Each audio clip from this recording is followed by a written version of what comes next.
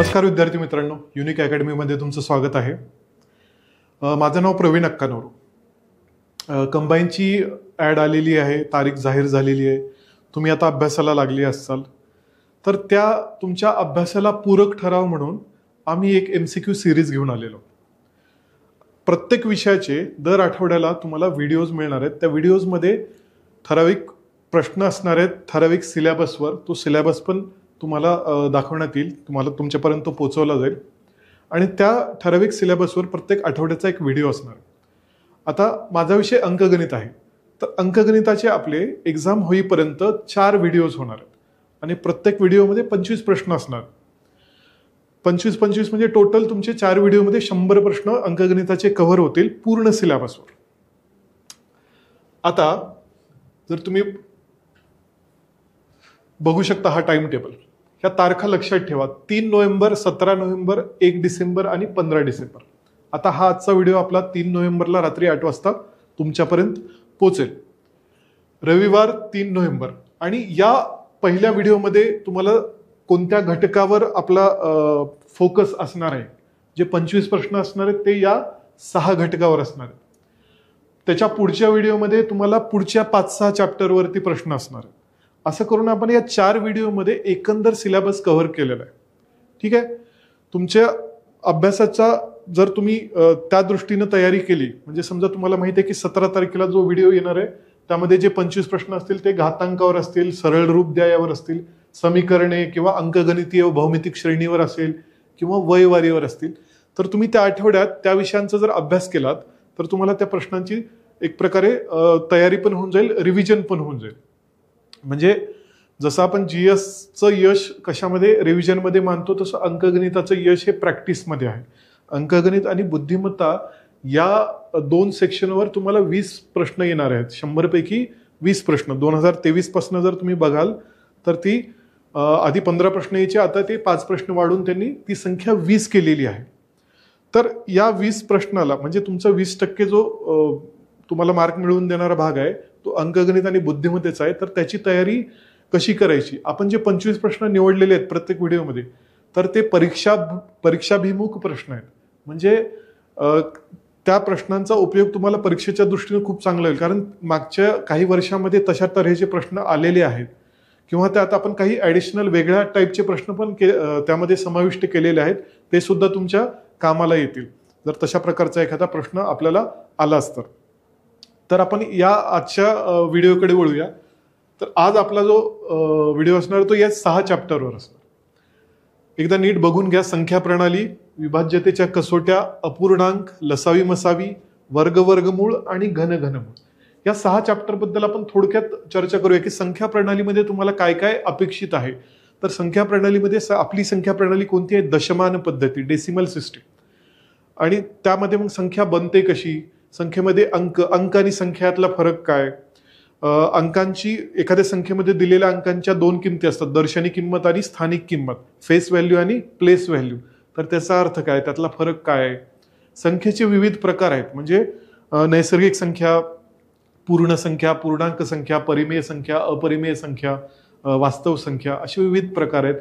हे सोडून मूळ संख्या, संयुक्त संख्या, त्रिकोणी संख्या, समसंख्या, विषम संख्या, असे संख्येचे विविध प्रकार, त्यावर प्रश्न तुम्हाला विचारले जाऊ शकतात. संख्येशी रिलेटेड जी आकडेमोड असते त्या आकडेमोडीवर प्रश्न असतात. ज्या गणिती क्रिया असतात म्हणजे बेरीज, वजाबाकी, गुणाकार, भागाकार या क्रियावरती प्रश्न तुम्हाला विचारले जाऊ शकतात. दुसरं विभाज्यतेच्या कसोट्या. तर कसोटी म्हणजे काय की एखाद्या संख्येने एखाद्या संख्येला भाग जाऊ शकतो का नाही हे ठरवण्याची जी अट असते ती म्हणजे विभाज्यतेची कसोटी, किंवा त्याला इंग्रजीमध्ये आपण टेस्ट ऑफ डिव्हिजिबिलिटी म्हणतो. 2 ते 13, 2, 3, 4, 5, 6, 7 अशा 13 पर्यंतच्या संख्यांची तुम्हाला कसोटी किंवा टेस्ट माहीत हवी. अपूर्णांकामध्ये तुम्हाला माहिती आहे अपूर्णांक 2 प्रकारचे असतात, व्यवहारी अपूर्णांक आणि दशांश अपूर्णांक. अपूर्णांकावरच्या विविध क्रिया आपल्याला करता आल्या पाहिजेत, अपूर्णांकाचे प्रकार ठरवता आले पाहिजेत. त्यामध्ये आवर्ती अपूर्णांक नावाचा प्रकार आहे, अपूर्णांकांचा लहान मोठेपणा ठरवता आला पाहिजे. या सगळ्या गोष्टी अपूर्णांक या चॅप्टरमध्ये, त्याच्यावरचे शाब्दिक उदाहरणं आपल्याला सोडवता आली पाहिजेत.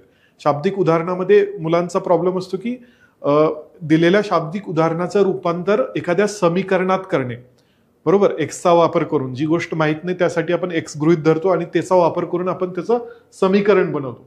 त्यानंतर लसावी मसावी, आपण अगदी लहानपणापासून हे दोन शब्द ऐकतो. लसावी मसावी काय असतो, नेमकी त्याची कन्सेप्ट काय आहे, त्याचा उपयोग काय आहे, लसावी कसा काढायचा, त्याची पद्धत काय, मसावी काढण्याची पद्धत काय, हे आपण ब्रीफमध्ये मी तुला सांगतो की या गोष्टीवर फोकस करा, म्हणजे तुमचे प्रश्न, पुढचे जे आपले 25 प्रश्न असणार आहेत ते थोडे आपले सोपे जातील, सुकर होतील ते. ठीक आहे. तर लसावी मसावीची वर शाब्दिक उदाहरणं पण येतात, ते पण आपल्याला बघायचे आहेत.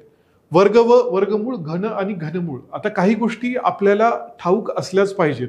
म्हणजे वर्ग वर्गमूळ जर आपण बघायला गेलो तर तुम्हाला 1 ते 30 पर्यंतचे वर्ग हे तोंडपाठ हवेत. त्याचा इतक्या विविध ठिकाणी उपयोग होतो, ते आपल्याला एक्झाम मधले क्वेश्चन सोडवताना लक्षात येतं. आणि घनमूळ जर बघाल तुम्ही तर 1 ते 10 पर्यंतचे घन तुम्ही तुमचे पाठ असणं गरजेचे आहे. ते पण तुम्हाला उपयोगाचे ठरू शकतात. तर हा आपला आजच्या व्हिडिओचा स्कोप आहे. मी तुम्हाला आणखीन एक सजेशन करेल, म्हणजे बघा, ज्यांनी नुकतीच परीक्षेच्या अभ्यासाची तयारी केली आहे त्यांनी पूर्ण व्हिडिओ सलग बघा.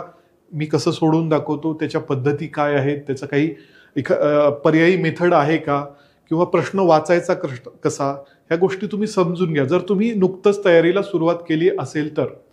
पण जर तुमची तयारी ऑलरेडी तुम्ही काही महिन्यांपासून करताय, काही वर्षापासून करताय, तुमचे रिव्हिजन झालेले आहेत, तुम्हाला बेसिक गोष्टी माहीत आहेत, तर माझं सजेशन असं असेल की जेव्हा आपला स्क्रीनवरती प्रश्न दिसेल त्यावेळेस तुम्ही पॉज करा, तो प्रश्न तुम्हाला सोडवता येतो का याची चाचपणी करा, हे ट्राय करा. तुम्ही आधी प्रश्न स्वतःहून सोडवायचा प्रयत्न करा.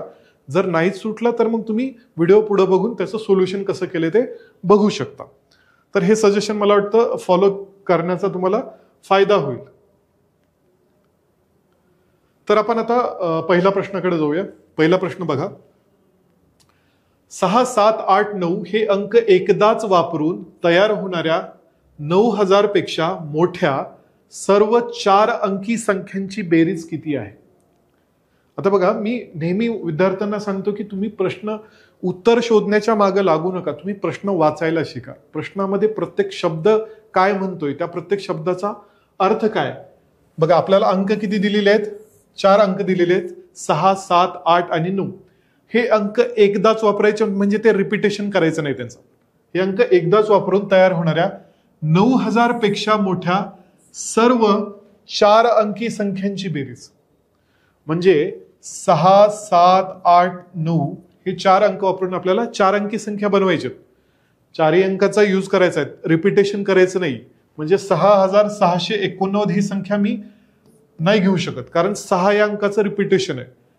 आपल्याला रिपिटेशन नको आहे, अंक एकदाच वापरायचा आहे. दुसरी महत्वाची अट काय की त्या संख्या 9000 पेक्षा मोठ्या असल्या पाहिजेत. त्या संख्या 9000 पेक्षा मोठ्या असल्या पाहिजेत. आता बघा, ही जर अट नसती तर काय झालं असतं ते सांगतो. ही जर अट नसती, आपल्याला नुसत्याच जर ह्याच्या 4 अंकी संख्या बनवायच्या असत्या तर किती संख्या बनल्या असत्या? एकूण अंक आहेत 4. जर तुम्ही परम्युटेशन कॉम्बिनेशन हा चॅप्टर शिकला असाल तर लक्षात येईल की जर 4 अंक असतील तर एकूण संख्या 4 फॅक्टोरियल इतक्या बनतात. 4 फॅक्टोरियल म्हणजे काय असतं? 4 गुणिले 3 गुणिले 2 गुणिले 1, 4 त्रिकोण 12 दोन्ही 24, एकूण 24 संख्या बनतील. आणि त्या 24 संख्या बनवून त्यांची बेरीज करणं हे फार वेळखाऊ काम आहे. परंतु आपल्याला प्रश्नामध्ये त्यांनी त्याला सोपं केलेलं आहे. आपल्याला संख्या अशाच शोधायच्यात की ज्या 9000 पेक्षा मोठ्या आहेत. आता एखादी संख्या 9000 पेक्षा मोठी आहे, आता बघा, म्हणजे ही 4 अंकी संख्या आहे, तर याच्या या 1000व्या स्थानी कोणता अंक आला पाहिजे? या 1000व्या स्थानी मी 6 घेऊ शकतो का, 7 घेऊ शकतो का, किंवा 8 घेऊ शकतो का? तर नाही घेऊ शकत, कारण हे जर पहिले 3 अंक मी या ठिकाणी घेतले तर ती संख्या 9000 पेक्षा लहान होईल. याचा मिनिंग काय? त्यांनी तुम्हाला इनडायरेक्टली सांगितले की या ठिकाणी 9 हा अंक हा फिक्स आहे. 1000व्या स्थानी 9 अंक घेतला तरच ती संख्या 9000 पेक्षा मोठी होईल. पुढचे 3 अंक मात्र बदलत जातील. पुढचे 3 अंक मात्र इंटरचेंज आपण करू शकतो. मग पहिली संख्या आपण बनवूया की 9678. दुसरी संख्या काय बनेल? 9687. तिसरी संख्या काय बनेल? 9768. चौथी संख्या बनेल 9786. पाचवी संख्या बनेल 9867 आणि 6वी संख्या बनेल 9876. लक्षात आलंय? म्हणजे हा शेवटचा जो अंक आहे, 1000व्या स्थानचा अंक आहे, तो फिक्स आहे, कारण आपल्याला संख्या 9000 पेक्षा मोठी पाहिजे. पुढचे अंक मात्र बदलतील. बघा 678, 687, 768, 786, 867, 876 यामध्ये इंटरचेंज झाले तरी चालतील. म्हणजे आपल्याला या 4 अंकापासून एकूण किती संख्या बनवता आल्या, तर 6 संख्या बनवता आल्या. आता फक्त यांची बेरीज करायची. त्यांनी तुम्हाला विचारले की या सर्व 4 अंकी संख्यांची बेरीज करा म्हटली. बेरीज करून बघू. 8 आणि 7 15, 8 आणि 7 15 दोन्ही 30, 30 आणि 12 42, हा चले 4. आता एक लक्षात घ्यायची बघा, म्हणजे फास्ट कसं कॅल्क्युलेशन करायचं. हे जे आकडे आहेत 8 7 8 7 6 6, पुढे पण बघा 8 7 8 7 6, म्हणजे तेच आकडे आहेत. लक्षात येत आहे. म्हणजे 8 हा अंक दोनदा आहे, 7 हा अंक दोनदा आहे, 6 अंक हा दोनदा आहे. इथं पण तेच 8 अंक दोनदा आहे, 7 अंक दोनदा आहे, 6 अंक दोन. म्हणजे एकदा तुम्ही ही जर बेरीज केली, आता ही बेरीज किती आली होती आपली, 42 आली होती, हा चले 4. परत या अंकांची बेरीज पण 42च येणार आहे. 42 मध्ये 4 ऍड केले तर 46, हा चले 4. परत या अंकांची बेरीज पण 42च येणार आहे. 42 अधिक 4 46, हा चले 4. आता 9 किती वेळेस आहे, 1 2 3 4 5 6 9 54 आणि 4 58, 58,662 म्हणजे पर्याय क्रमांक 2. प्रश्न सोपा आहे, पण तुमचं अंडरस्टँडिंग त्यातनं चेक होतं. तुम्ही त्यातली एक जरी गोष्ट मिस केली तरी आपलं उत्तर काहीतरी वेगळं येऊ शकतं किंवा चुकू शकतं. आणि बरेचदा तुमचं जे उत्तर चुकतं ते चुकलेलं उत्तर सुद्धा पर्यायात असू शकतं. त्यांना हे पण माहिती आहे आयोगाला किंवा पेपर सेटर्सना की मुलं काय चूक करू शकतात. त्यामुळं कॅल्क्युलेशनचा पार्ट काळजीपूर्वक करा, प्रश्न समजून घ्या. आता जाऊ दुसऱ्या प्रश्नाकडे. दुसरा प्रश्न आहे, एम ही मूळ संख्या आणि एन ही संयुक्त संख्या आहे. आता मूळ संख्या आणि संयुक्त संख्या या कन्सेप्ट काय आहेत, तर मूळ संख्या म्हणजे अशी संख्या जिला स्वतः त्या संख्येशिवाय आणि 1 शिवाय इतर कोणत्याही संख्येनं भाग जात नाही. उदाहरणार्थ 13 ही मूळ संख्या आहे, कारण 13ला फक्त 13ने भाग जातो आणि 1ने भाग जातो. या व्यतिरिक्त इतर कोणत्याही संख्येने भाग जात नाही. त्याच ठिकाणी जर मी 15 घेतलं तर 15ला 15ने भाग जातो, 1ने भाग जातो, 3ने जातो आणि 5ने पण जातो. म्हणजे 15 ही मूळ नाही, तर 15 ही संयुक्त संख्या आहे आणि 13 ही मूळ संख्या आहे. तर इथं म्हटलं की एम ही मूळ संख्या आणि एन ही संयुक्त संख्या आहे असेल तर खालील गोष्टींचा विचार करा. तुम्हाला 3 स्टेटमेंट दिलेले आहेत खाली. एम ही मूळ संख्या घ्यायची आहे, एन ही संयुक्त संख्या घ्यायची. तर पहिलं स्टेटमेंट आहे एम अधिक एन भागिले एम वजा एन ही सम असू शकते. एम अधिक एन भागिले एम वजा एन ही संख्या संयुक्त असू शकते. आता काय करायचं, आता त्यांनी आपल्याला एम कोणती संख्या दिलेली नाही, एन कोणती संख्या दिली नाही, फक्त त्याचा अर्थ दिलाय की एम ही मूळ संख्या आहे, एन ही संयुक्त संख्या आहे. तर आता समजा एखाद्याला वाटलं की एम ही मूळ संख्या आहे तर मी एम 5 घेईन, एन ही संयुक्त संख्या आहे तर एन बरोबर मी 4 घेईन. तर ह्या किमती जर मी इथे ठेवलं तर काय होतं बघू. तर एमच्या जागी 5 ठेवलं, एनच्या जागी 4 ठेवलं, एमच्या जागी 5 ठेवलं, एनच्या जागी 4 ठेवलं, 5 + 4 9, 5 मधून 4 गेले 1, तर उत्तर आलं 9 भागिले 1 म्हणजे 9. ही 9 ही समसंख्या आहे का, नाही. मग आपलं पहिलं स्टेटमेंट आपण चूक म्हणायचं का लगेच. पहिलं स्टेटमेंट ते काय म्हणतात की एम अधिक एन भागिले एम वजा एन सम असू शकते. म्हणलं आपण एमच्या जागी एक किंमत ठेवली, एनच्या जागी एक किंमत ठेवली आणि उत्तर आपलं विषम आलं. 9 ही विषम संख्या आहे. तर मग आपण लगेच खोडून टाकायचं का पहिलं स्टेटमेंट, तर नाही. कारण या उदाहरणातला सगळ्यात महत्वाचा शब्द आहे शक्यते. सम असू शकते, शक्यता वर्तवली, त्यांनी ठाम विधान केलेलं नाही. जर स्टेटमेंट असं असतं की हे सम असते असं जर स्टेटमेंट असतं तर मात्र हे चूक ठरलं असतं. परंतु त्यांनी शक्यता वर्तवली आहे, म्हणजे 4 शक्यता असतील त्यातली एक जरी आपली बरोबर आली तरी हे विधान बरोबर होऊ शकतं. त्यामुळं वर्डिंग बघा, वर्डिंग किती महत्वाची आहे. इथं शक्यता आहे, त्यामुळे आपल्याला नुसत्या एकदाच ह्या किमती ठेवून भागणार नाहीये, आपण वेगळ्या किमती पण ठेवून बघितल्या पाहिजेत. आता उदाहरणार्थ आता हे पहिलं स्टेटमेंट मी चेक करतोय, एम अधिक एन एम वजा एन. इथं मी एम बरोबर समजा एम ही मूळ संख्या त्यांनी दिलेली आहे 11 ठेवतो, एन ही संयुक्त संख्या 9 ठेवतो. एन ही संयुक्त संख्या आहे त्यामुळे 9 ही संयुक्त आहे, 9ला 3ने भाग जातो. आता या ठिकाणी आपण किमती ठेवून बघू. एमच्या जागी 11, एनच्या जागी 9, एमच्या जागी 11, एनच्या जागी 9. 11 + 9 20, 11 - 9 2, 20 ला 2 न भागलं तर 10 आलं, जी की समसंख्या आहे, जी की समसंख्या आहे.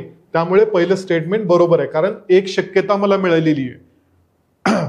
आता दुसरी शक्यता चेक करू याच व्हॅल्यू ठेवून. दुसरी शक्यता आहे 2m अधिक n विषम असू शकते असं म्हटले. करून बघूया. एमच्या जागी आपण किती घेतलेलं आहे? 11. तर 2 × 11 अधिक 9, 2 × 11 झालं 22 अधिक 9, 22 आणि 9 31, हे आलं विषम. तर विषम असू शकते म्हणलंय, आपलं उत्तर विषम आलंय, त्यामुळे दुसरं स्टेटमेंट पण बरोबर आहे. तिसरं स्टेटमेंट mn विषम असू शकते. तिसरं स्टेटमेंट आहे mn विषम असू शकते. m 11 आहे, n 9 आहे, बरोबर 99 आलं, विषम आलं. म्हणजे तिन्ही पॉसिबिलिटीज आपल्या बरोबर आल्या इथं. त्यामुळे हे तिन्ही स्टेटमेंट बरोबर आहेत. मग कोणता पर्याय बरोबर आहे? स्क्रीनवर बघा, पर्याय क्रमांक 4. दिलेले तिन्ही विधानं बरोबर आहेत. म्हणजे या ठिकाणी उदाहरण नीट वाचणं, त्यातली वर्डिंग समजून घेणं आणि यातल्या ज्या कन्सेप्ट आहेत त्या माहीत असणं, या 3 गोष्टी तुम्हाला उपयोगाला ठरू शकतात. पुढचा प्रश्न बघा. आता काही प्रश्न, 1-2 प्रश्न तुम्हाला इव्हन हे वाटू शकतं की हे रिझनिंगचे प्रश्न आहेत की काय, कारण पझल टाईप प्रश्न असू शकतात, कोडी असू शकतात. पण तिथं आकडेमोड आहे, तिथं आकड्यावर आपल्याला खेळायचं आहे, आकड्यांसोबत थोडंसं हे करायचं आहे. म्हणजे काहीतरी आपल्याला मागं पुढं करून बघायचंय त्यांना की नेमकं काय, कुठली क्रिया केली म्हणजे मला हे 4 उत्तर मिळेल. आता उदाहरण बघा, जर 15 स्टार दिलेला आहे, 15 स्टार 3 स्टार 22 बरोबर 4, 11 स्टार 9 स्टार 33 बरोबर 8, 15 स्टार 26 स्टार 7 बरोबर 12 असेल तर 43 स्टार 14 स्टार 5 चे मूल्य किती आहे? इथं तुम्हाला संख्येसोबत थोडंसं काय म्हणता येईल त्याला, कम्फर्टेबल असणं गरजेचं आहे की पटापट तुम्हाला क्रिया करता आल्या पाहिजेत. म्हणजे पहिले समजा म्हणले 15 स्टार 3 स्टार 22 बरोबर 4, ठीक आहे. मग करून बघायचं, बेरीज करून बघायचं, वजाबाकी करून बघायचं, कुठं गुणाकार वाटला गुणाकार करायचा, कुठं वर्गघनाचा संबंध असेल ते. ह्या ज्या पॉसिबिलिटीज आहेत ह्या आपल्याला फास्टमध्ये करता आल्या पाहिजेत. म्हणजे एक पॉसिबिलिटी नाही जमली ती सोडून द्यायची, दुसऱ्या पॉसिबिलिटीवर जायचं, दुसरी नाही जमली ती सोडायची, तिसरीकडे जायचं. एकाच पॉसिबिलिटीमध्ये अडकून नाही पडायचं, किंवा एक पॉसिबिलिटी नुसार ते जर बरोबर नाही आलं तर पॅनिक नाही व्हायचं, ते सोडून नाही द्यायचं. आता या ठिकाणी बघा, एखाद्याला हे वाटू शकतं की 15 अधिक 3 किती? 18, आणि 22 मधनं हे 18 गेले तर 4 उरतात. एक लॉजिक मिळालं आपल्याला, 15 अधिक 3 18, आणि ह्या 22 मधून हे 18 वजा केले तर 4 मिळतात. पण ते सेम लॉजिक पुढच्या दिलेल्या याला पण लागू झालं पाहिजे. पुढचं काय? 11 स्टार 9 स्टार 33 बरोबर 8. आता वर जे लॉजिक वापरलं तेच आपण खाली वापरून बघूया. वर काय केलं होतं? 15 आणि 3 ची बेरीज, इथं 11 आणि 9 ची बेरीज करू. 11 आणि 9 20 होतात. 33 मधनं हे 20 गेले तर 13 उरतात, पण त्यांनी उत्तर तर 8 दिले. म्हणजे ती पहिली पॉसिबिलिटी आपली स्क्रॅप करायची, ती इथं लागू नये. आता मी काय करतो? हे तिघांची बेरीज करतो. 15 अधिक 3 किती? 18. 18 अधिक 22 किती? इकडे मी बेरीज लिहितो. 18 अधिक 22 बरोबर 40. म्हणजे या 3 संख्यांची बेरीज 40 येते आणि त्यांनी उत्तर 4 दिलेलं आहे. मग या 40 आणि 4 मध्ये कसा संबंध प्रस्थापित करू शकतो मी? तर 4 आणि 0 यांची बेरीज, 40 मधल्या 2 अंकांची बेरीज 4 येते. आता हेच लॉजिक खाली पण वापरूया. 11 अधिक 9 20, 20 अधिक 33 किती? 53. बेरीज 53 आली ही. आता या अंकांची जर बेरीज केली मी, 5 अधिक 3, इकडे लिहितो मी अंकांची बेरीज, 5 अधिक 3 बरोबर 8 आली. उत्तर बरोबर आलं 8. म्हणजे लॉजिक सापडलं आपल्याला. लॉजिक काय? डावीकडच्या तिन्ही संख्यांची बेरीज करायची आणि ती जी बेरीज येणार आहे त्यातल्या अंकांची बेरीज करायची, ते तुमचं उत्तर असेल. म्हणजे तिसऱ्या याला पण लागू करून बघू. 15 स्टार 26 स्टार 7 बरोबर 12. ह्या 3 संख्यांची बेरीज काय आहे ते बघूया. ठीक आहे. 26 आणि 15 किती? 41. 41 आणि 7 48. म्हणजे बेरीज 48 आली. अंकांची बेरीज 4 अधिक 8 बरोबर 12. हेच त्यांनी उत्तर दिलेलं आहे. मग त्यांनी विचारलेल्या प्रश्नाला आपल्याला हेच लॉजिक लावायचंय. 43 star 14 star 5. आधी या 3 संख्यांची बेरीज करून बघू किती येते. 43 आणि 14 किती? 57. 57 आणि 5 किती? 62. ही आली बेरीज. मग अंकांची बेरीज काय येईल? 6 अधिक 2 बरोबर 8. हे तुमचं फायनल आन्सर असेल. पर्याय क्रमांक 2. कळतंय लॉजिक कसं शोधायचं, पॉसिबिलिटीज कशा डिस्कार्ड करत जायच्या. प्रश्न क्रमांक 4.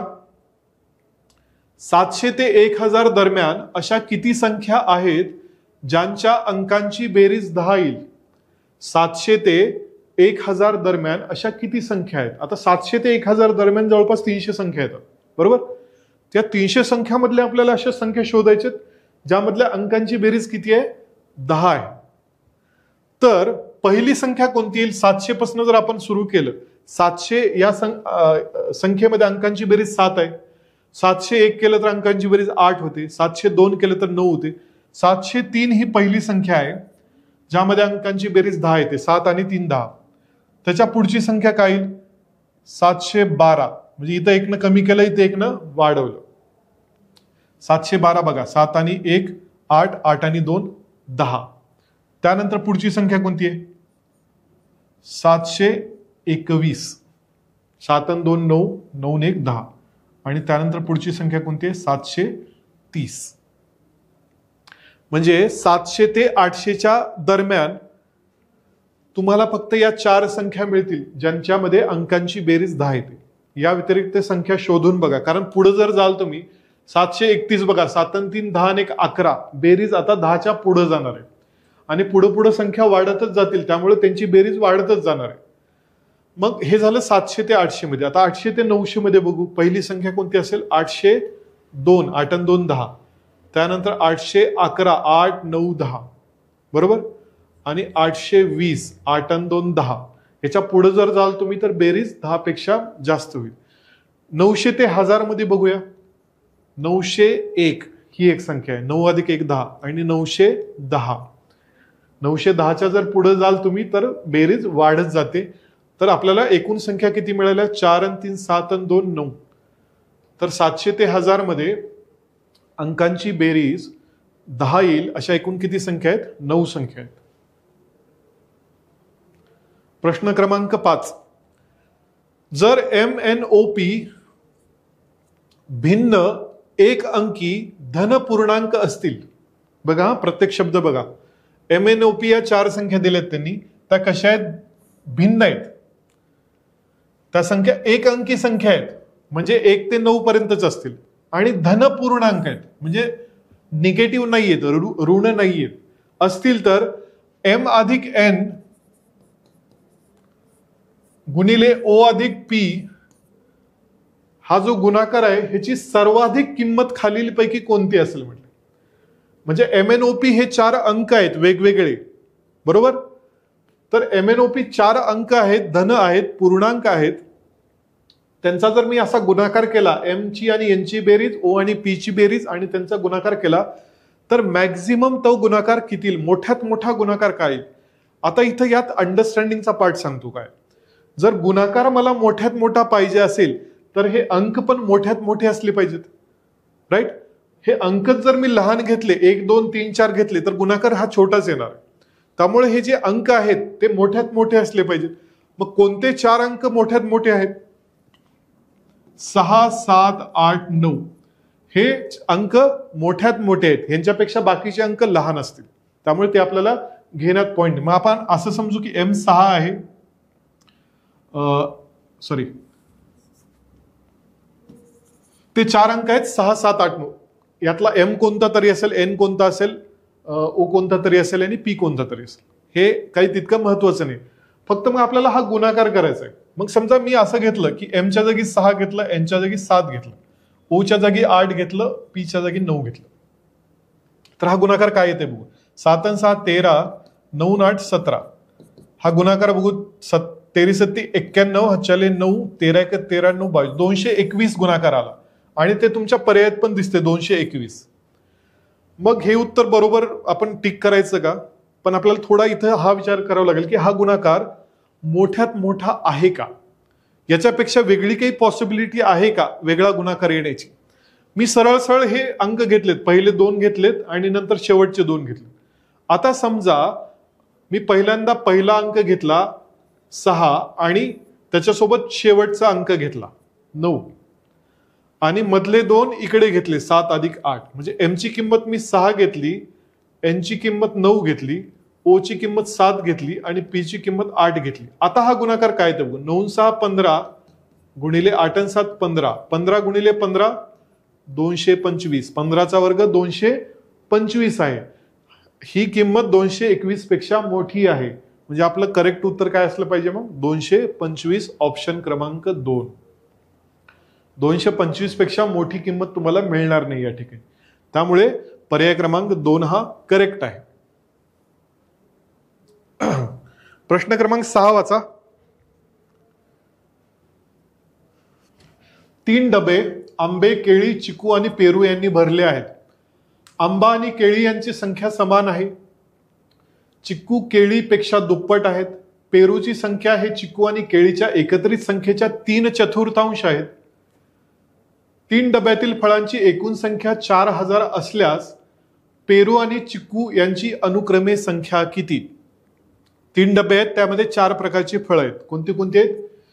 केळीला समजा मी लेटर के देतो, चिकूसाठी सी लेटर देतो, पेरूसाठी पी हे लेटर देतो आणि आंब्यासाठी ए हे लेटर. म्हणजे आपल्याला जरा एक समीकरण इक्वेशन बनवायला सोपं जाईल. आंबा आणि केळी यांची संख्या समान आहे. आता बघा, जसं वाक्य दिले तसं मी समीकरण बनतो. आंबा आणि केळी यांची संख्या समान आहे. पुढे काय म्हणलं? चिक्कू केळीपेक्षा दुप्पट आहेत, म्हणजे चिक्कू हे केळीच्या दुप्पट आहेत. 2k, C is equal to 2k. आणि पेरूची संख्या, पेरू बरोबर हे चिक्कू आणि केळीच्या एकत्र संख्येच्या, चिक्कू आणि केळीच्या एकत्र संख्येच्या 3/4 आहेत. पेरू हे चिक्कू आणि केळीच्या एकत्रित संख्येच्या 3/4. 3/4 म्हणजे त्याला 3/4 ने गुणावं लागेल. पण आपल्याला हे माहित आहे की चिक्कू बरोबर 2 केळी, त्यामुळे सीच्या जागी 2k ठेवलं, प्लस के गुणिले 3/4, म्हणजे 2k अधिक 1k झालं 3k गुणिले 3/4 बरोबर 3×9/4k. पेरूची संख्या आपण केळीच्या स्वरूपात लिहिली. हे का केलं? कारण 4 फळं आपण एकाच फळाच्या स्वरूपात लिहू शकतो. कारण आंब्याची संख्या केळी एवढी आहे, चिक्कूची संख्या केळीच्या डबल आहे आणि पेरूची संख्या आता मिळाली केळीच्या स्वरूपातच. पी बरोबर 9/4k बरोबर. म्हणून आपलं आता, आणि पुढे माहिती काय दिली बघा, त्या 3 डब्यातील फळांची एकूण संख्या 4000 आहे. एकूण फळांची संख्या म्हणजे आंबे अधिक केळी अधिक चिक्कू अधिक पेरू बरोबर 4000 बरोबर 4000. पण आंब्याची संख्या तर केळी एवढीच आहे, त्यामुळे एच्या जागी के ठेवतो मी. केच्या जागी तर के आहेच. चिक्कूची संख्या केळीच्या डबल आहे, म्हणजे चिक्कू बरोबर 2 केळी. आणि पेरूची संख्या आपण आत्ताच काढली, पीच्या जागी काय ठेवू शकतो? 9/4k बरोबर 4000. आता हे सोडवूया. सगळीकडे के आहे, के जर मी कॉमन काढलं तर काय राहील इथं? 1 अधिक 1 अधिक 2 अधिक 9/4 बरोबर 4000. केळी बरोबर, आता 1 आणि 1 2, 2 आणि 2 4, 4 अधिक 9/4 बरोबर 4000. केळी, आता ही बेरीज काय येईल? छेद 4 आला, 4 चोक 16 अधिक 9 बरोबर 4000. तर के गुणिले 16 9 25/4 बरोबर 4000. आता हे के ची जर मला किंमत काढायची आहे तर हे 25/4 पलीकडे जाऊन उलट होईल, म्हणजे 4000 गुणिले 4/25. 25 न भाग घालूया. 25 1 25, 15 उरले, 25 1 150, 160 गुणिले 4 के बरोबर 16 चोक 64, 640. म्हणजे त्या डब्यातील केळींची संख्या किती आली? 640. आता बघा, आपल्याला प्रश्न काय विचारलाय? केळींची संख्या आपण काढली. पेरू आणि चिकूची अनुक्रमे संख्या किती आहे? पेरू आणि चिकूची अनुक्रमे संख्या किती आहे? आपल्याला चिकूचं माहित आहे, चिकू किती आहेत, केळीच्या डबल आहेत की केळीची संख्या आपल्याला 640 मिळाली आहे, तर चिकूची काय मिळेल मग 2 गुणिले 640, मग काय येईल 1280, म्हणजे चिकू 1280 येतील. असा पर्याय शोधा दिलेल्या पर्यायामधून ज्यामध्ये चिकूची संख्या 1280 असेल. पर्याय क्रमांक 2. तुम्हाला पेरूची संख्या काढायची पण गरज नाही, नुसती चिकूची जरी संख्या काढली आणि अनुक्रमे कसे विचारले बघा, आधी पेरू विचारले मग चिकू विचारले, म्हणजे दुसरा नंबर चिकूचा आहे. तर चिकूची संख्या 1280, तसं मला वाटतं एकाच पर्यायात दिसतं, पर्याय क्रमांक 2 मध्ये. यात आपण काय बघितलं की नेमकं प्रश्नामध्ये दिलेल्या वर्ड प्रॉब्लेमला कसं समीकरणामध्ये रूपांतरित करायचं. हे असे प्रश्न काळजीपूर्वक सोडवत चला, ह्याची जास्तीत जास्त प्रॅक्टिस करा. पुढचा प्रश्न आहे प्रश्न क्रमांक 7. 366 पृष्ठे असलेल्या पुस्तकाच्या पृष्ठांची संख्या दर्शवण्यासाठी वापरल्या जाणाऱ्या एकूण अंकांची संख्या किती. बघा काय म्हणलंय, एक पुस्तक आहे त्यामध्ये 366 पानं आहेत आणि त्यावर पृष्ठाची संख्या दर्शवण्यासाठी वापरल्या जाणाऱ्या एकूण अंकांची, म्हणजे पेज नंबर जे टाकलेले असतात त्यामध्ये एकूण किती अंक लागतील. असं समजा की एक पुस्तक आहे जे फक्त 7च पानांचं पुस्तक आहे, तर ते पेज नंबर टाकण्यासाठी अंक किती लागतील, तर 7च लागतील. 1 2 3 4 5 6 7. पण तेच जर म्हणलं मी 20 पानांचं पुस्तक आहे, तर आता अंक किती लागतील, तर आता लागतील अंक 1 ते 9 पेज नंबर पर्यंत किती लागतील, 9 अंक लागतील, कारण 1 अंकी येते. पण 10 ते 20 पर्यंत, 10 ते 20 पर्यंत एकूण संख्या किती होतात, 11 संख्या होतात आणि प्रत्येक संख्या ही 2 अंकी आहे, त्यामुळे 22 नंबर, म्हणजे एकूण अंक किती लागतील, 9 अधिक 22 म्हणजे 31 अंक लागतील. हेच लॉजिक इथं वापरायचं आपल्याला. 366 पान आहेत, आता त्यात बघा 1 ते 9 पान नंबर 1 ते 9 असेल, तर एकूण अंक किती लागतील, 9 लागतील, कारण 9 पान आहेत, प्रत्येकी 1 अंक आहे, 9 अंक लागतील. आता पेज नंबर 10 ते पेज नंबर 99 हे सगळे 2 अंकी पेजेस आहेत. एकूण पेजेस किती होतील, हे 10 ते 99 90 पानं होतील आणि प्रत्येकावर 2-2 अंक आहेत, त्यामुळे एकूण अंक होतील 180. आता 3 अंकी पान नंबर सुरू होतील. कुठपासून सुरू होतील 3 अंकी पान नंबर, 100 पासून ते 366 पर्यंत सगळे आता 3 अंकी पान आहेत. एकूण पानं किती झाली बघा, 100 एक पान, पुढचे 266, म्हणजे 100चं एक पान आणि पुढचे 266 पानं, म्हणजे एकूण 267 पानं. प्रत्येक पानावर 3-3 अंक असणार आहेत, कारण हे 3 अंकी पान नंबर आहे. त्यामुळे 267 गुणिले 3 किती होतं बघू, 3 7 21, हातच्याले 2, 3 18 2 20, हातच्याले 2, 3 2 6 2 8, 801. म्हणजे 1 अंकी पेज नंबर साठी 9 अंक लागतील, 2 अंकी पेज नंबर साठी 180 अंक लागतील, 3 अंकी पेज नंबर साठी 801 अंक लागतील. यांची बेरीज करूया. 9 1 10 0, हातच्याला 1 8 1 9, 8 1 9. तर एकूण ते पुस्तक 366 पानी पुस्तक, त्यावर जर पेज नंबर टाकायचे असतील तर एकूण 990 अंक लागतील. ऑप्शन नंबर 2, एकूण अंक लागतील 990.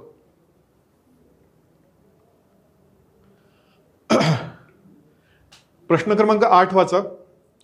एका माणसाकडे 1 रुपयाच्या, 5 रुपयाच्या आणि 10 रुपयाच्या नोटांच्या स्वरूपात एकूण 960 रुपये आहेत. प्रत्येक मूल्यांच्या नोटाची संख्या समान आहे, तर त्याच्याकडे असलेल्या एकूण नोटांची संख्या किती. एका माणसाकडे 3 प्रकारच्या नोट आहेत. 1 रुपयाच्या नोट आहेत, 5 रुपयाच्या नोट आहेत, 10 रुपयाच्या. पुढे काय म्हणलं बघा, प्रत्येक मूल्याच्या नोटांची संख्या समान आहे, म्हणजे 1 रुपयाच्या नोटा जर त्या माणसाकडे X असतील, नोटांची संख्या,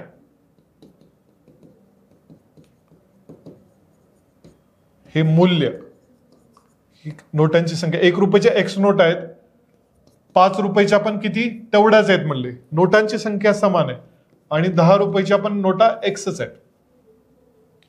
बरोबर. आता 1 रुपयाच्या X नोटा, आता माझ्याकडे 1 रुपयाच्या 10 नोटा असतील तर माझ्याकडे रुपये किती झाले, ₹10. एक रुपयाच्या 100 नोटा असतील तर ₹100.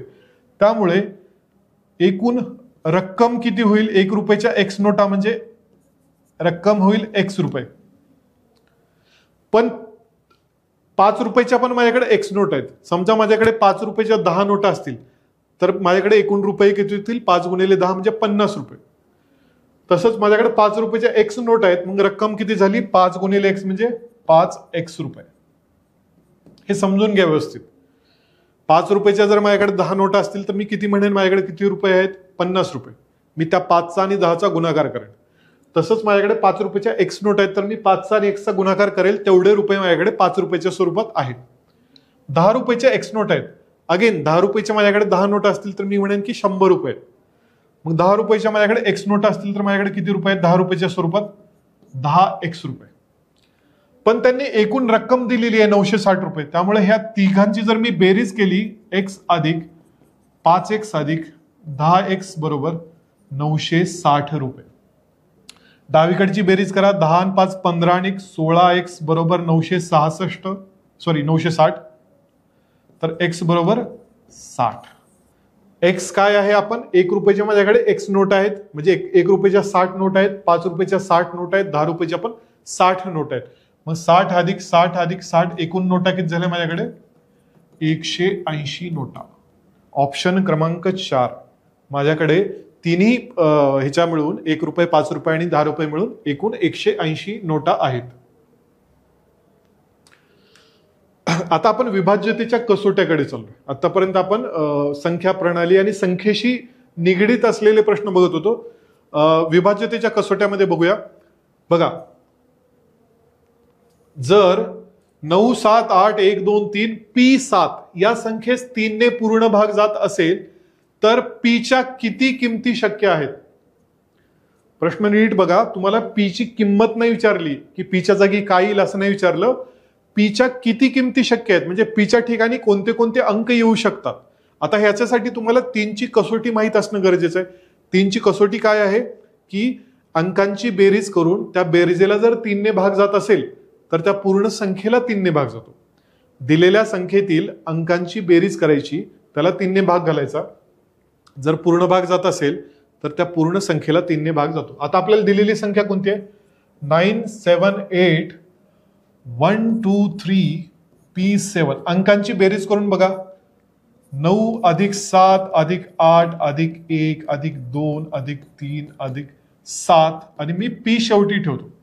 9 7 16, 16 8 24 आणि 1 25 आणि 2 27 आणि 3 30 आणि 7 37 अधिक P ही या संख्येतील अंकांची बेरीज आहे. आता 37ला 3 ने भाग जात नाही. 37ला 3 ने भाग जात नाही. मग ही पूर्ण संख्या 3 ने भाग जावी यासाठी ही बेरीज किती यायला पाहिजे बघा. ती बेरीज अशी यायला पाहिजे की ती 3च्या पटीतली असेल. मग ती बेरीज 39 येऊ शकते, कारण 39ला 3 ने भाग जातो. म्हणजे Pच्या जागी आपण 2 घेऊ शकतो, बरोबर. ती बेरीज 42 येऊ शकते, कारण 42ला पण 3 ने भाग जातो. मग Pच्या जागी आपण 5 पण घेऊ शकतो. आणि ती बेरीज 45 पण येऊ शकते, कारण 45ला पण 3 ने भाग जातो. त्यामुळे Pच्या जागी मग 8 ही संख्या पण येऊ शकते. पण या व्यतिरिक्त इतर कुठली संख्या येईल का? नाही. म्हणजे Pच्या किती किमती शक्य आहेत? 2, 5, 8 म्हणजे 3 किमती शक्य आहेत. ऑप्शन क्रमांक 3. Pच्या जागी एकूण 3 अंक तुमचे येऊ शकतात.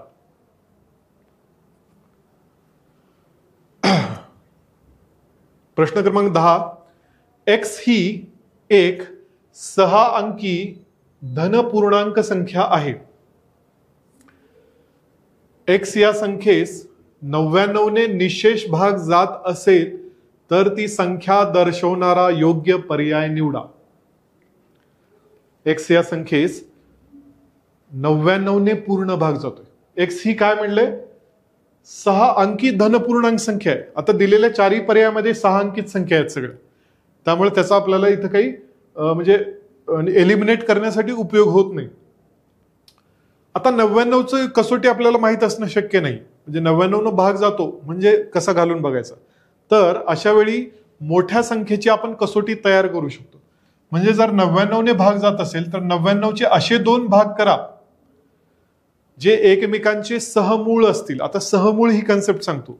सहमूळ म्हणजे अशा कोणत्याही दोन संख्या, म्हणजे समजा मी असं घेतलं 8 आणि 9, 8 आणि 9 ला कोणत्या इतर संख्येने भाग जातो का सेम संख्येने, तर भाग जात नाही. म्हणजे 8 आणि 9 हे एकमेकांच्या सहमूळ आहेत. पण 12 आणि 15 एकमेकांच्या सहमूळ आहेत का, तर नाहीयेत. कारण 12 आणि 15 ला 3 ने भाग जातो, त्यामुळे त्या एकमेकांच्या सहमूळ किंवा को प्राईम नाहीत. त्याला इंग्लिशमध्ये को प्राईम्स म्हणतात. मग 99चे असे दोन भाग करा जे एकमेकांचे को प्राईम किंवा सहमूळ असतील. 11 आणि 9, 11 आणि 9. तर यामध्ये ट्रिक अशी आहे की जर एखाद्या संख्येला 11 ने पण भाग जातोय आणि 9 ने पण भाग जातोय तर त्या संख्येला 99 ने भाग गेला पाहिजे. एखाद्या संख्येला 11 ने भाग जातो आणि 9 ने भाग जातो तर त्याला 99 ने भाग हा गेलाच पाहिजे. तर भाग घालून बघूया. आपल्याला 9 ची कसोटी माहित आहे. 9 ची कसोटी काय, 3 सारखीच आहे ती. अंकांची बेरीज करायची, त्या बेरीजला 9 ने भाग जातो का चेक करायचं. पहिलं बघूया. 8 आणि 7 15, 15 आणि 9 24, 24 आणि 5 29, 29 आणि 6 35, 35 आणि 7 42. 42 ला 9 ने भाग जातो का, नाही जात. त्यामुळे हा पर्याय तुमचा येणार नाही. दुसरा पर्याय चेक करू. 8 आणि 7 15, 15 आणि 5 20, 20 आणि 2 22, 22 आणि 3 25, 25 आणि 2 27. ह्याला जातो 9 ने भाग, हा पण ठेवूया बाजूला. 7 आणि 7 13, 13 आणि 7 20 आणि 4 24 आणि 3 27, 27 आणि 9 36. याला पण 9 ने भाग जातोय, ठीक आहे. 8 आणि 7 15 आणि 9 24 आणि 5 29, 29 आणि 2 31, 31 आणि 5 36. ठीक आहे. म्हणजे एक पर्याय तुमचा कट झाला. आता 11ची कसोटी काय सांगते. 11ची कसोटी काय सांगते, एकाडेक अंकांची बेरीज करायची. म्हणजे बघा इथं 2 अधिक 2, म्हणजे मी दुसरा पर्याय इथे लिहितो. 78 52 32. या संख्येला 9 ने भाग जातोय हे आपण आता एस्टॅब्लिश केलेलं आहे. 11 ने जातो का बघू. 11ची कसोटी अशी आहे, एकाडेक अंकांची बेरीज करायची. 2 आणि 2 4, 8 आणि 4 12. उरलेल्या अंकांची बेरीज करा. 5 आणि 3 8, 8 आणि 7 15. यातला फरक जर 0 किंवा 9च्या पटीत असेल, सॉरी 0 किंवा 11च्या पटीत असेल, यातला जो फरक येतोय तो 0 किंवा 11च्या पटीत असेल तर त्या संख्येला 11 ने भाग जातो. इथे तो फरक वेगळाच काहीतरी येतोय, 3 येतोय. त्यामुळे दुसरा पर्याय पण चूक झाला. तिसरा पर्याय बघू. 7 6 7 4 3 9. एकाडेक अंकांची बेरीज करा. 9 4 13, 13 आणि 6 19.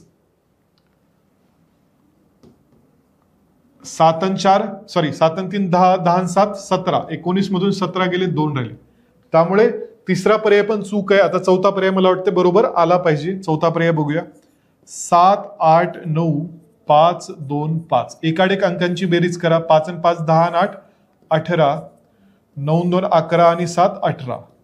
एकाडेक अंकांची बेरीज केली, त्यातला फरक घेतला, तो 0 आला. याचाच अर्थ या संख्येला 11 ने पण भाग जातो, 9 ने तर ऑलरेडी भाग जातोय.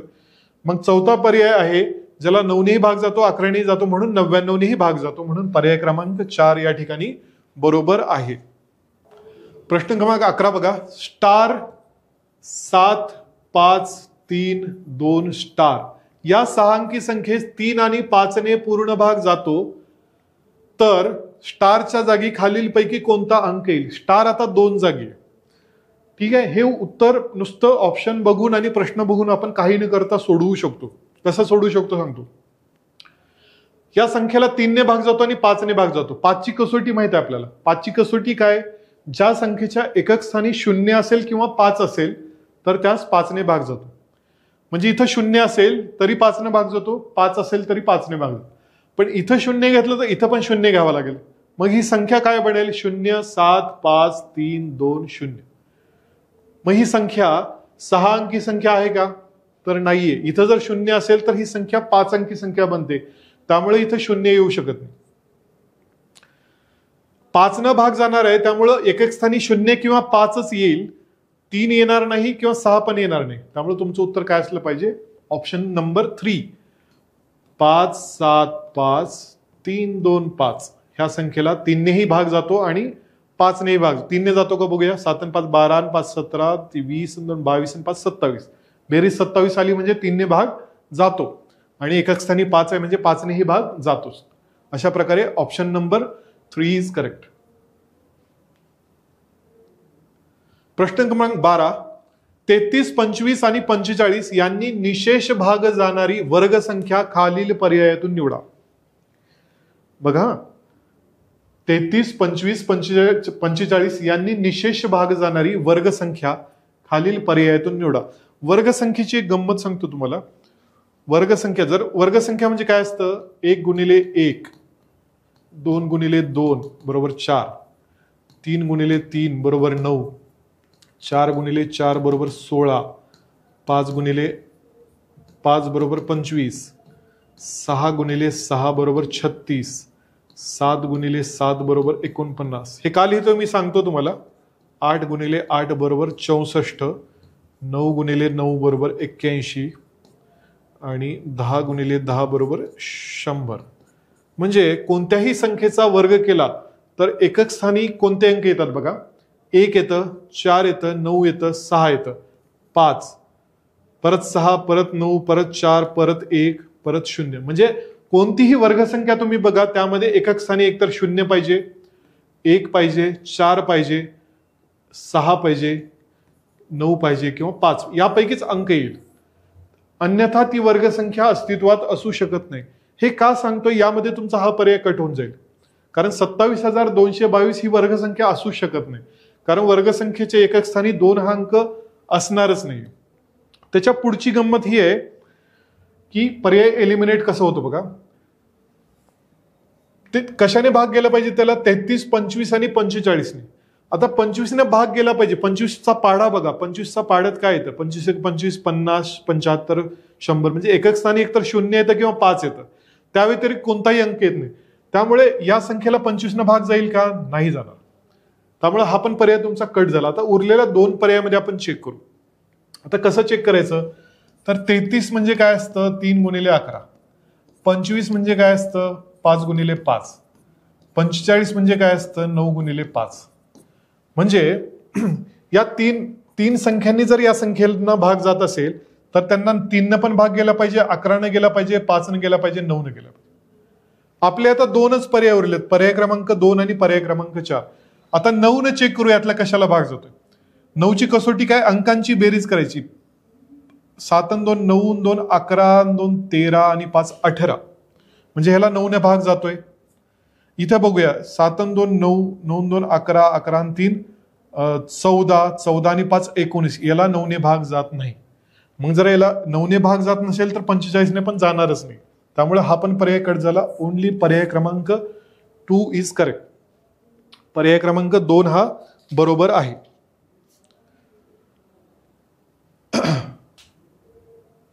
प्रश्न क्रमांक 13, खालील संख्यापैकी किती संख्यांना 396 ने पूर्ण भाग जात नाही. तेच करायचं आपल्याला. 396चा पाडा आपल्याला येत नाही, पण 396चे आपण अवयव पाडू शकतो. कसे पाडू शकतो 396चे, समजा 396ला 4 ने भाग जातो.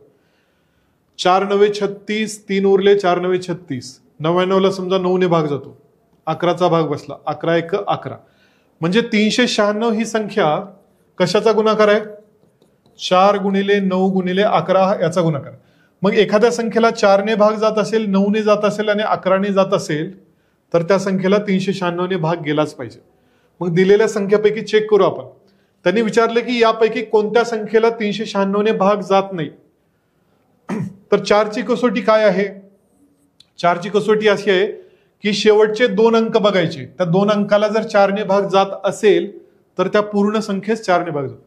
54ला 4 ने भाग जात नाही, त्यामुळे याला 396 ने पण भाग जाणार नाही. 48ला जातो, 64ला जातो, 4ला जातो, 76ला जातो, 62ला भाग जात नाही 4 ने. त्यामुळं या 2 संख्या कट झाल्या. आता 9ची कसोटी चेक करूया. 7 आणि 5 12, 12 आणि 2 14 आणि 4 18. 9 ने भाग जातो याला. 2 आणि 1 3 आणि 2 5, 7 आणि 5 12 आणि 6 18. याला पण 9 ने भाग जातोय. 7 आणि 2 9, 9 आणि 5 14, 14 आणि 4 18. याला पण 9 ने भाग जातोय. 8 आणि 7 15, 15 आणि 6 21, 21 आणि 4 25. याला 9 ने भाग जात नाही, म्हणजे याला 396 ने पण भाग जात नाही. 5 आणि 6, 6 आणि 4 10, 10 आणि 8 18. याला 9 ने भाग जातोय. ठीक आहे, 3 संख्या आपल्या कट झाल्या. आपण 4ची कसोटी वापरली, 9ची वापरली, आता 11ची वापरू. 11ची कसोटी काय सांगते आपल्याला? Alternate digits. 8 अधिक 1 9, 5 अधिक 4 9, 9 मधून 9 गेले 0 रे, म्हणजे 11ने पण भाग जातो याला. म्हणजे याला 4ने पण भाग गेलाय, 9ने गेलाय, 11ने गेलाय, म्हणजे 396ने याला भाग जाणारच आहे. याला 11ची कसोटी लावून बघू. 5 आणि 4 9, 9 2 11 -7, वजाबाकी 0 आली नाही किंवा 11च्या पटीतली आली नाही, त्यामुळे याला 11ने भाग जात नाही, म्हणजे याला 396ने पण भाग जाणार नाही. इथे बघूया. 6 आणि 2 8 आणि 1 9, वजा 7 आणि 2 9, 9 वाजून 9 गेले 0, म्हणजे याला पण 11ने भाग जातोय. 4 आणि 5 9, 7 आणि 2 9, 9 वजा 9 म्हणजे 0, म्हणजे याला पण 11ने भाग जातोय. म्हणजे एकूण किती संख्या कट केल्या आपण? 1 2 3 4, एकूण 4 संख्या अशा आहेत ज्यांना 396ने भाग जाणार नाही.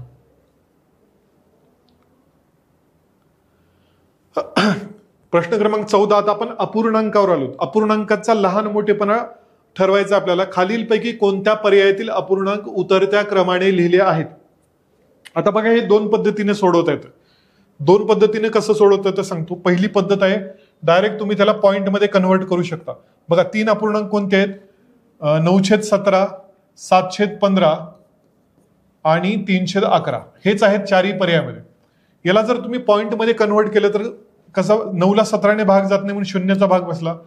9चं काय झालं? आता 90 झालं. 17 5 85, 5 उरले 50 झाले, 17 2 34. 2 पदापर्यंत करून घेतो. आता 7ला 15ने भाग जात नाही, 0चा भाग बसला. 7चं 70 झालं. 15 चौक 60, 10 उरले, 100 झाले, 15 सख्ख 90. 3ला 15ने भाग जात नाही म्हणून 0चा भाग बसला. 3चे 30 झाले, 15 2 30. सॉरी, इथं 3/11 होतं.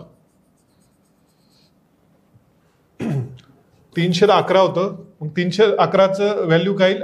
3ला 11ने भाग घातला तर 0चा भाग बसेल. 3चं 30 झालं. 11ने 30ला भाग घातला तर 11 2 22, 8 उरले 80 झाले, 11 7 77. तर पॉइंट मध्ये केलं की तुम्हाला लहान मोठेपणा लक्षात येईल. आता यातला ती मोठी संख्या कोणती आहे? मग 0.52 मोठी आहे 0.46 पेक्षा, 0.46 मोठी आहे 0.27 पेक्षा. त्यामुळे हा उतरता क्रम झाला. म्हणजे 9/17 ही सगळ्यात मोठी संख्या आहे, 7/15 ही 2 नंबरला आहे आणि 3/11 ही 3 नंबरला आहे. असा पर्याय कोणता आहे? पर्याय क्रमांक 4. 9/17, 7/15 आणि 3/11, पर्याय क्रमांक 4. आता हेच दुसऱ्या पद्धतीने कसं सोडवायचं सांगतो. 9/17 आणि 7/15 मध्ये आपण चेक करूया. क्रॉस मल्टिप्लाय करायचं. 15 9 105 आणि 17 7 119. सॉरी, 15 9 135 आणि 17 7 119. 135 119 पेक्षा मोठी संख्या आहे, म्हणजेच 9/17 ही 7/15 पेक्षा मोठी संख्या आहे. तसंच 7/15 आणि 3/11 मध्ये चेक करूया. 11 7 77, 15 3 45. क्रॉस मल्टिप्लाय करून घ्यायचं. कोणती बाजू मोठी दिसतीये? 77ची बाजू मोठी दिसते, म्हणजेच 7/15 हे 3/11 पेक्षा मोठी संख्या आहे. एकतर पॉइंट मध्ये करा किंवा क्रॉस मल्टिप्लाय करून चेक करा, तुम्हाला उत्तर तेच मिळेल. पुढे जाऊया. प्रश्न क्रमांक 15. एका व्यक्तीने आपल्या पगाराचा 7/12 हिस्सा घरी दिला.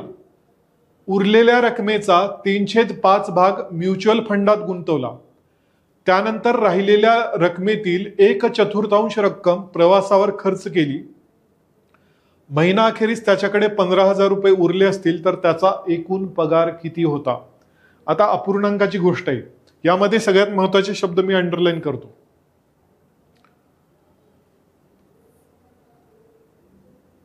ठीक आहे.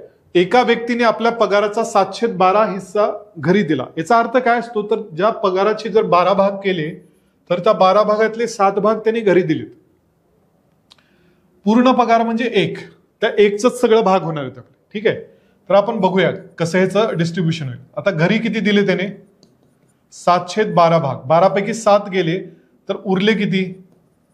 12 मधले 7 गेले तर 12 मधले 5 उरतील. हे उरलेले पैसे. आता पुढे काय केलं बघा, उरलेल्या रकमेचा 3/4 भाग म्युच्युअल फंडात गुंतवला. उरलेल्या रकमेचा म्युच्युअल फंड MF लिहितो मी. उरलेल्या रकमेचा म्हणजे 5/12चा किती भाग, उरलेल्या रकमेचा 3/5 भाग हा त्याने म्युच्युअल फंडात गुंतवला. हे किती येतं बघू, 5 म्हणजे उरलेली रक्कम 5/12 त्याच्या 3/5 म्हणजे 5 कटून गेलं. 3 जर भाग घातला तर 3 चौक 12 म्हणजे 1/4 एवढी रक्कम त्याने म्युच्युअल फंडात गुंतवली. उरलेली रक्कम होती 5/12, त्यातली 1/4 रक्कम त्याने कशात गुंतवली, म्युच्युअल फंडात. तर मग आता राहिले किती त्याच्याकडे बघूया. ही वजाबाकी येईल 12, 12 वर गुणलं तर 5, 4 त्रिकम 12. सो 5 मधून 3 गेले, 2 राहिले, भागिले 12. आता त्याच्याकडे राहिलेली रक्कम आहे 1/6. या स्टेजला त्याच्याकडे ही राहिलेली रक्कम आता, त्यामुळेच मी त्याला अंडरलाईन केले. आता मग काय केलं त्यानं, राहिलेल्या रकमेतील 1/4 रक्कम प्रवासावर खर्च केली.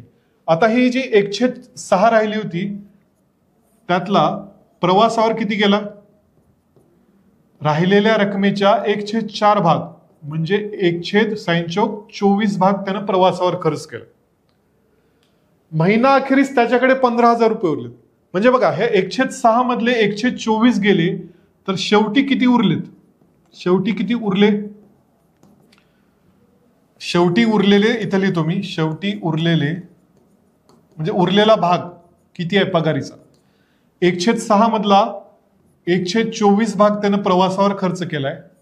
तर ही वजाबाकी काय येईल बघा, लसावी याला 24, साइन चौक 24, 24 एक 24, 3/24 म्हणजेच 1/8 भाग पूर्ण पगारीचा 1/8 भाग त्याच्याकडे आता फायनली उरलाय. आणि तो 1/8 भाग म्हणजे रक्कम किती उरलेली आहे, 15,000. तर पूर्ण पगार म्हणजे 1 भाग म्हणजे किती, 1/8 भाग जो शेवटी उरलाय तो म्हणजे 15,000 असेल तर पूर्ण पगार म्हणजे बघा वर किती धरला होता आपण 1 म्हणजे किती, तिरकस गुणाकार होईल याचा, 1/8 गुणिले x बरोबर 15,000.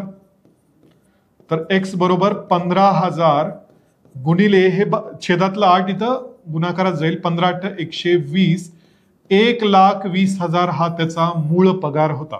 पर्याय क्रमांक 1 मूळ पगार 1,20,000. यामध्ये चूक होण्याची शक्यता कुठं असते सांगतो की उरलेल्या रकमेचा त्यांनी पुढे हे केलेलं आहे, एकूण रकमेचा नाही. म्हणजे 7/12 हिस्सा घरी दिल्यानंतर जी उरलेली रक्कम आहे त्याच्यामध्ये पुन्हा त्याने म्युच्युअल फंडात गुंतवले. म्युच्युअल फंडात गुंतवल्यानंतर जी उरलेली आहे त्यातून त्याने प्रवास केलेला आहे आणि मग शेवटी त्याच्याकडे 1/8 भाग उरलाय ते म्हणजे 15,000 रुपये. मग पूर्ण पगार किती आला त्याचा, 1,20,000. पर्याय क्रमांक 1. तर आता आपण 16वा प्रश्नाकडे जाऊया. 16वा प्रश्न काय म्हणतो, एका अपूर्णांकाचा छेद त्याच्या अंशापेक्षा 9 ने मोठा आहे. त्या अपूर्णांकाच्या अंशामध्ये 2 मिळवले व छेदातून 2 वजा केले तर 3/4 हा अपूर्णांक मिळतो. तर मूळचा अपूर्णांक कोणता. आता तो अपूर्णांक आपल्याला माहित नाही म्हणून काय म्हणूया, समजा तो अपूर्णांक x भागिले y म्हणजे अंश x आहे छेद y आहे. पहिलं वाक्य काय की एका अपूर्णांकाचा छेद म्हणजे y हा अंशापेक्षा 9 ने मोठा आहे. तर ह्याच्यावरून इक्वेशन जर बनवायचं झालं तर काय बनेल, हे y जर मी तिकडे वजा केलं आणि 9 दुसऱ्या बाजूला नेलं तर x वजा y बरोबर -9. हे पहिलं समीकरण बनलं, एक सामायिक समीकरण. दुसरं समीकरण काय बनतं बघू, त्या अपूर्णांकाच्या अंशामध्ये 2 मिळवले म्हणजे x मध्ये 2 मिळवले आणि छेदातून 2 वजा केले तर मला 3/4 हा अपूर्णांक मिळतो. तर या समीकरणात आपण आता सिम्प्लिफाय करूया, तिरकस गुणाकार करू. 4x अधिक 8 बरोबर 3y वजा 6. 4x वजा 3y बरोबर, हे 8 जर उजवीकडे गेलं तर वजा होईल, वजा 6 वजा 8 वजा 14. हे दुसरं समीकरण झालं. एक सामायिक समीकरण आपल्याला सोडवता आली पाहिजेत. कसं सोडवतो आपण, हे दुसरं समीकरण आहे, 4x वजा 3y बरोबर वजा 14. हे दुसरं समीकरण आहे. पहिल्या समीकरणाला मी काय करेन, आता समजा मी 3 न गुणलं, कारण मग काय होईल ते 3y होईल. इथं पण 3y दिसते तर ते 3y कॅन्सल आउट होईल. 3 न गुणलं पूर्ण समीकरणाला तर काय बनेल, 3x वजा 3y बरोबर वजा 3 × 9 = 27. आता ही वजाबाकी करूया. वजाबाकी केली की खालची चिन्ह बदलतात. 4x मधून 3x गेलं, x राहिलं. वजा 3y अधिक 3y कटून जाईल. वजा 14 अधिक 27, 27 मधून 14 गेले, 13 राहिले. x ची किंमत 13 आली. y ची किंमत x अधिक 9 आहे, इथं आपण बघितलेलं आहे. छेद हा अंशापेक्षा 9 ने मोठा आहे, त्यामुळे y ची किंमत काय येईल मग? 13 अधिक 9 बरोबर 22. म्हणजे त्या अपूर्णांकातला आपल्याला अंश पण मिळाला, छेद पण मिळाला. मग x भागिले y बरोबर काय येईल? x आलाय 13, y आलाय 22. 13/22 हा तो अपूर्णांक आहे. पर्याय क्रमांक 2. पर्याय क्रमांक 2. 2.27272727 आणि डॉट डॉट डॉट या अपूर्णांकाला व्यवहारी अपूर्णांकात रूपांतर करा, म्हणजे अंश आणि छेदाच्या स्वरूपात रूपांतरित करा. आता ह्या डॉट डॉट किंवा हे जे पुढे टिंब दिलेले त्याचा अर्थ काय असतो की अनंत काळापर्यंत हेच नंबर रिपीट होत जाणार. अशा प्रकारच्या अपूर्णांकाला आपण आवर्ती अपूर्णांक म्हणतो. आवर्ती अपूर्णांक म्हणजे असा अपूर्णांक ज्यामध्ये दशांश बिंदू नंतर एक किंवा अनेक अंक स्वतःला रिपीट करत जातात. मग 2.272727 यालाच कसं लिहिता येतं? 2.2 रिपीट होणारा पार्ट कोणता आहे? 27 27 27 27 असं रिपीट व्हायला. त्याच्यावर मी बार काढतोय. आता याचं रूपांतर आपल्याला करायचंय कशामध्ये? व्यवहारी अपूर्णांकात. तर ते कसं करतो आपण? आधी याला वेगळं करून घ्यायचं, कारण ह्यात 2 हा पूर्ण अंक आहे आणि अपूर्णांक कोणता आहे? 0.27. ह्याला एकत्र ठेवून करायचं नाही. यातला पूर्णवाला पार्ट बाजूला घ्यायचा आणि अपूर्ण भाग बाजूला घ्यायचा. सो 2 अधिक. आता लक्ष देऊन बघा की आवर्ती अपूर्णांकाचं रूपांतर साध्या अपूर्णांकात कसं करायचं. रिपीट होणारा पार्ट कोणता आहे? 27. आणि रिपीट होणारे अंक किती आहेत? तर 2 अंक आहेत, 1 आणि 2. 2 अंक रिपीट व्हायलेत म्हणून तेवढे 9 खाली घ्यायचे. जर 3 अंक रिपीट झाले असते तर खाली तुम्ही 999 घेतलं असतं. जर एकच अंक रिपीट झाला असतं तर खाली तुम्ही फक्त 9 घेतलं असतं. तर 27 भागिले 99. 27 ला आणि 99 ला 9 ने भाग जातो. 9 त्रिक 27, 9 1 9 म्हणजे 3/11. आणि ही बेरीज किती आली मग? 11 दोन्ही 22 अधिक 3 भागिले 11 म्हणजे 25/11.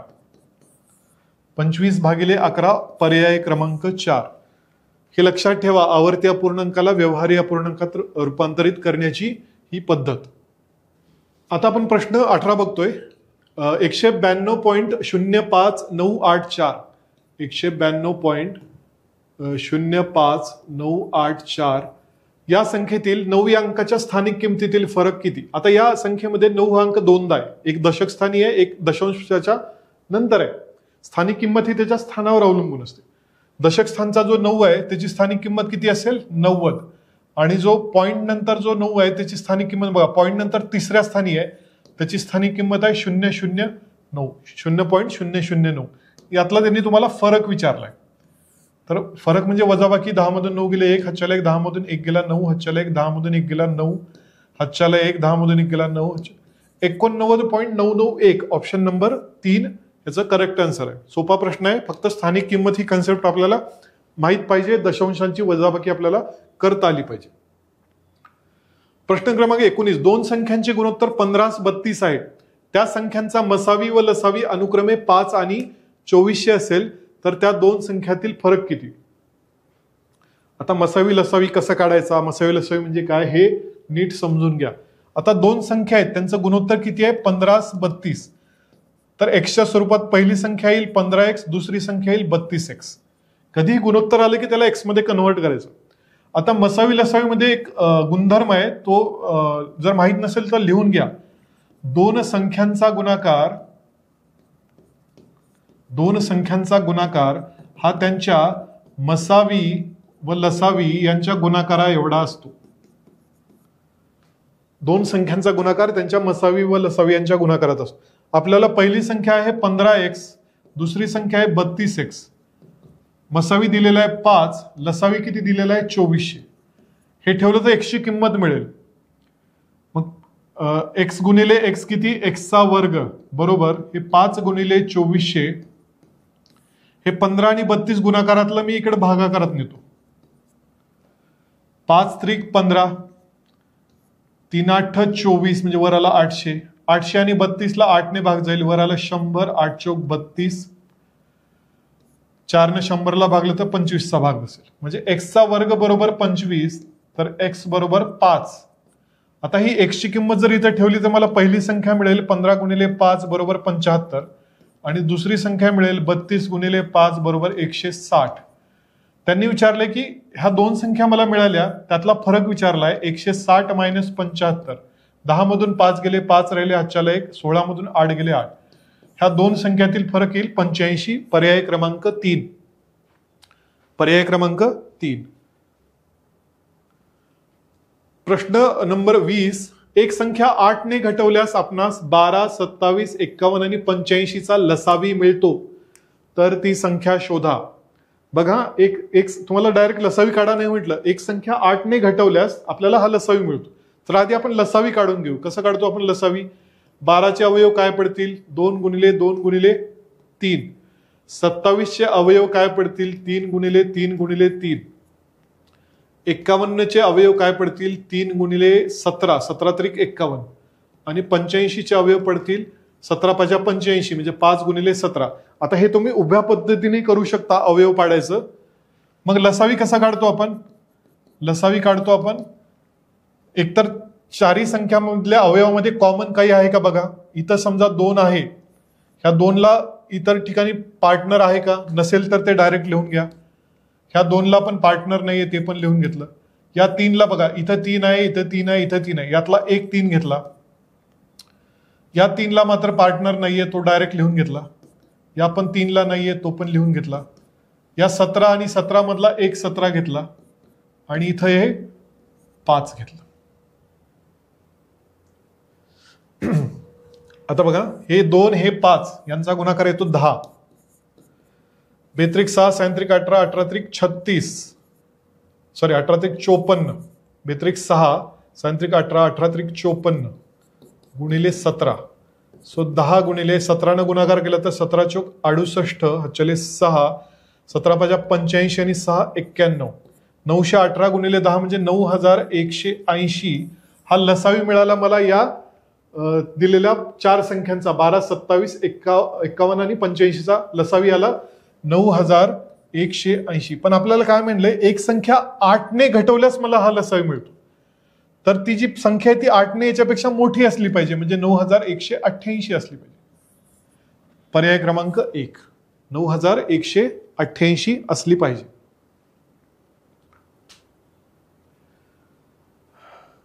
प्रश्न क्रमांक 21.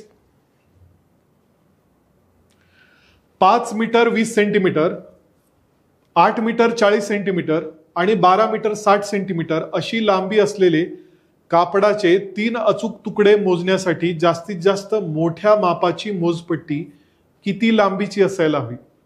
आता बघा, प्रश्न नीट. एकतर युनिट तुम्हाला त्याच्या 1 करून घ्यावं लागेल. मीटर आणि सेमी मध्ये ठेवता येणार नाही. 1 मीटर म्हणजे 100 सेंटीमीटर. त्यामुळं 5 मीटर 20 सेंटीमीटर म्हणजे किती झाले? 520 सेंटीमीटर. 8 मीटर 40 सेंटीमीटर म्हणजे झाले 840 सेंटीमीटर. आणि 12 मीटर 60 सेंटीमीटर म्हणजे 1260 सेंटीमीटर. अशी लांबी असलेले 3 कापडाचे तुकडे, ते मोजण्यासाठी आपल्याला अशी मोजपट्टी बनवायची आहे जास्तीत जास्त लांबीची, की ज्यामुळे काय होईल की हे तिन्ही कापडं मला मोजता येतील. याचा अर्थ त्या मोजपट्टीची लांबी अशी असली पाहिजे की त्या लांबीने या तिघांनाही भाग गेला पाहिजे. म्हणजे इथं आपल्याला मसावी काढायचं आहे, म्हणजे HCF. आता यामध्ये क्लू वर्ड्स असतात बघा. जास्तीत जास्त मोठ्या मापाची मोजपट्टी. मसावीचा अर्थच काय? महत्तम. महत्तम म्हणजे जास्तीत जास्त. तर ते तुम्हाला एक प्रकारचा क्लू आहे तिथे. हायेस्ट, HCF म्हणजे हायेस्ट कॉमन फॅक्टर. तर हे तुमचा इथं क्लू ठरेल. तर 520, 840 आणि 1260चा आपण मसावी काढूया. 840 आणि 1260. तर बघा, तिन्ही संख्येला 10 ने भाग जातोय. इथे पण 10 न भाग जातोय. 84चा भाग बसेल. इथं पण 10 न भाग जातो. कॉमन न भाग घालायचा. आता 2 न भाग घालतो, 26चा भाग बसेल. परत 2 न भाग घातला 13चा भाग बसेल. 13 न भाग घातला 1चा. इथं 2 न भाग घातला तर कितीचा भाग असला? 42. 2 ने भाग घातला तर 21. 3 ने भाग घातला तर 7. 7 ने भाग घातला तर 1. इथे 2 ने भाग घातला तर 63. 3 ने भाग घातला तर 21. 3 ने भागातलं तर 7, 7 ने भागातलं तर 1. मसावी काढताना फक्त कॉमन फॅक्टर घेतो आपण, फक्त कॉमन म्हणजे तिन्ही मध्ये असलेले. 10 आहे, 2 आहे, याच्या व्यतिरिक्त तुम्हाला एक पण फॅक्टर तिन्ही मध्ये मिळणार नाही. त्यामुळे मग मसावी काय आला, 10 गुणिले 2 म्हणजे 20 सेंटीमीटर. ती जी मोजपट्टी बनवावी लागणार आहे आपल्याला ती 20 सेंटीमीटरची असली पाहिजे. Option number 2. अ ब क हे 3 सिग्नल अनुक्रमे 50 सेकंद, 78 सेकंद आणि 120 सेकंदानंतर लाल रंग दर्शवतात. जर दुपारी 12 वाजता या तिन्ही सिग्नलनी एकत्रितरित्या लाल रंग दर्शवला असेल तर असेच घडण्याची पुढची वेळ कोणती? म्हणजे 3 सिग्नल आहेत, एक 50 सेकंदानंतर लाल रंग दाखवतो, एक 78 सेकंदानंतर दाखवतो, एक 120 सेकंदानंतर. मग आता हे पटीत होत जाणार. अशी वेळ आपल्याला निवडायची की हे तिन्ही एकाच वेळी लाल रंग दाखवतील किंवा लाल रंग तिथं डिस्प्ले करतील. तर या केसमध्ये लसावी काढावं लागेल तुम्हाला. तर लसावी कशाचा काढावा लागेल तुम्हाला? 50चा, 78चा आणि 120चा. आणि तो लसावी कारण 12 वाजता ते तिन्ही सिग्नल एकाच वेळी लाल होते. आता पुढची वेळ शोधायची आपल्याला. ठीक आहे, तर 50, 78 आणि 120 लसावी काढूया. आधी अवयव पाडून घेऊ. 2 न भागलं तर 25चा भाग बसेल, 5 न भागलं तर 5चा भाग बसेल, 5 न भागलं तर 1चा. इथं 2 न भागलं तर 39चा भाग बसेल, 3 न भागलं तर 13चा भाग बसेल. पाढेपाठ असतील तर तुम्हाला फार फास्ट मध्ये हे अवयव पाडता येते. 2 न भागलं तर 60चा भाग, 2 ने भागलं तर 30चा भाग, 2 ने भागलं तर परत 15चा भाग, 3 ने भागलं तर 5चा भाग, 5 ने भागलं तर 1चा. आता लसावी काढताना मी काय म्हटलं, मसावी काढताना फक्त कॉमन घेतो. लसावीमध्ये कॉमन पण घ्यायचं आणि कॉमन नसलेले पण घ्यायचे. आता बघा इथे 2 आहे, इथे 2 आहे, इथे 2 आहे, यातला 1 2 घेतला. इथे 5 आहे, इथे 5 नाहीये परंतु इथे 5 दिसतोय, त्यातला एक 5 घेतला. इथे 5 आहे पण इकडे दुसरीकडे कुठंच 5 नाही, तो जसाच्या तसा घेतला. इथे 3 आहे, इथे 3 आहे, त्यातला एक 3 घेतला. इथं 13 दिसते पण 13ला जोडीदार नाही, तो जसाच्या तसा घेतला. इथे 2 आणि 2 यांना जोडीदार नाही, ते जसेच्या तसे घेतले. गुणाकार असा करायचा, सोपा करायचा. हे 5 दोन्ही 10. आता हे इथला 5, इथला 2, 5 दोन्ही 10, 13 त्रिक 39 गुणिले हे उरलेला 2, 39 दोन्ही 78. 78 वर हे 2 शून्य येणार म्हणजे 7800 युनिट काय असेल? सेकंद. एवढ्या सेकंदानंतर ते तिन्ही सिग्नल परत एकदा लाल होणार आहेत. मग 7800 सेकंद म्हणजे किती मिनिट? 60 न भागलं तर 0 0 गेले, 6 1 6, 6 3 18. 130 मिनिटानंतर ते सिग्नल परत लाल होणार आहेत. 130 मिनिट म्हणजे 2 तास 10 मिनिट. 2 तास 10 मिनिटानंतर हीच क्रिया रिपीट होणार आहे. मग 12 वाजता दुपारी जर झालं होतं तर 2 तास 10 मिनिटांनी म्हणजे 2 वाजून 10 टू 10 PM या वेळेस हीच क्रिया परत एकदा घडणार आहे, तिन्ही सिग्नल लाल होण्याची. जेव्हा आपल्याला पटीत जायचं असेल तेव्हा लसावी काढायचा.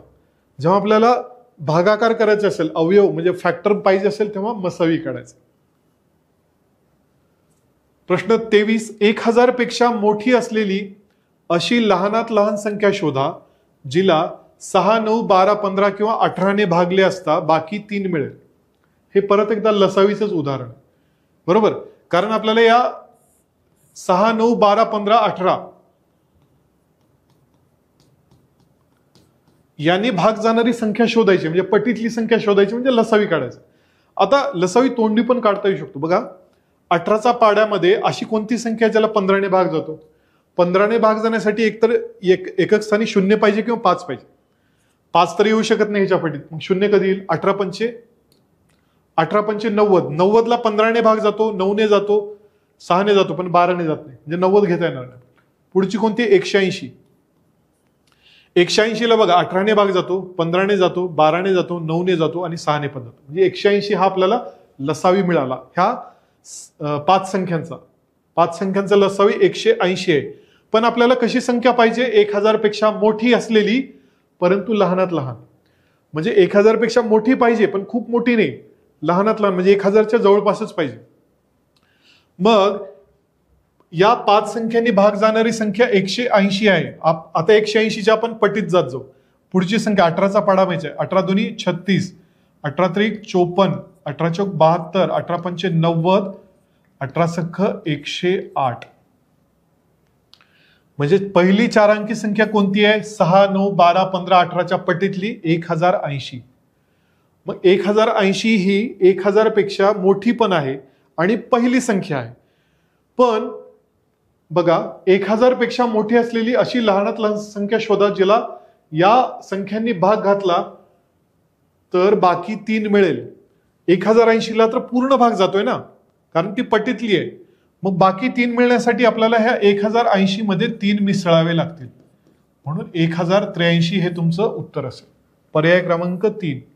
1000 म्हणजे लसावी काढायचा, पटीतल्या संख्या घ्यायच्या आणि त्यामध्ये जी बाकी म्हणले ती ऍड करायची. प्रश्न क्रमांक 24.